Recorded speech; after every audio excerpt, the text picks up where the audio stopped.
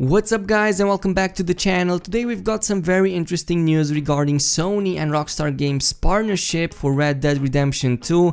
It seems that there's going to be some time-gated content for non-PS4 users, and I will be covering this in just a minute. We also have some brand new information on Red Dead Online, as well as other technical details that have been brought up to light in the past 24 hours. So I hope you're all ready for this. Aim that like button if you enjoyed these, and let's start with the most important piece of news, which is the partnership between Sony and Rockstar Games. And you might not know this, but between these two companies there is a deal that pretty much means that PS4 users will get temporary early access to some of the content in Red Dead Redemption 2. This was even announced in a tweet roughly a month ago or so when the game's special edition was first revealed, and up until like very recently we didn't know what this content even meant. Of course, we all knew it was post-launch content, but we didn't know if it's DLC or if it's just one mission or anything. But finally, very recently, like a few hours ago, we got confirmation what this is about, and basically one of the DLCs that will be released after the game launches will be first exclusive to the PlayStation 4 crowd for a limited amount of time, and that limited amount of time is basically reported to be 30 days. What this means is that if you're playing on the Xbox One, you won't have access to whatever this DLC is for roughly 1 month, because the PS4 crowd is the one that will get it first, and only after that will the Xbox One get it as well. And it pretty much sucks. We don't really even know if it's just limited to one DLC or to multiple ones, but we did know that there is some content, well, in Red Dead Redemption 2 that will be time gated only for one part of the fan base. It kinda sucks. It kinda reminds me of Destiny and how they did it. I think it was pretty messy because in their case they even had to wait for like one whole year, and even waiting one day is bad enough. I can't imagine 30 days.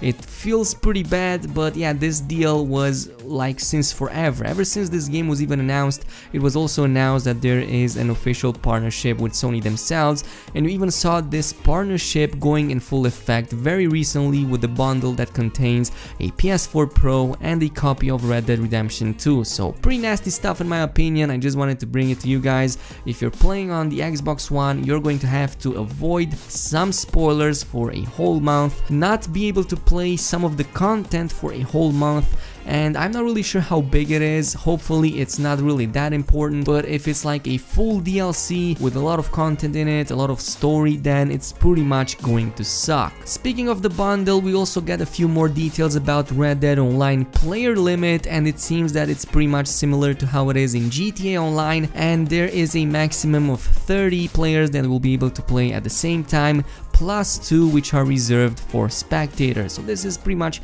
exactly how GTA Online. It also means that the online component will run on lobbies just like how it is in the other game, and this comes as a surprise to kinda nobody, as we already knew from the previous announcement that this is what Rockstar Games is, well, planning. Also, by the way, if you didn't know that, somewhere around November the Red Dead Online beta will be open for all of those who own a copy of Red Dead Redemption 2. I also know that there was some recent talk about cross-platform, which was kinda ignited by the Fortnite controversy, but I wouldn't really hold my breath too much for this to happen in this game. If it did happen, it would have happened already with GTA 5, but it didn't. It might open up possibilities for future cross-platform multiplayer, but I don't see this happening in the next year or so, maybe even a couple of years, at least not until Sony has like the supremacy over all the gaming industry, because right now Xbox One is pretty much, and Microsoft are dragging their feet. Meanwhile, Sony is having exclusives left and right, has almost tripled the player base compared to Xbox One,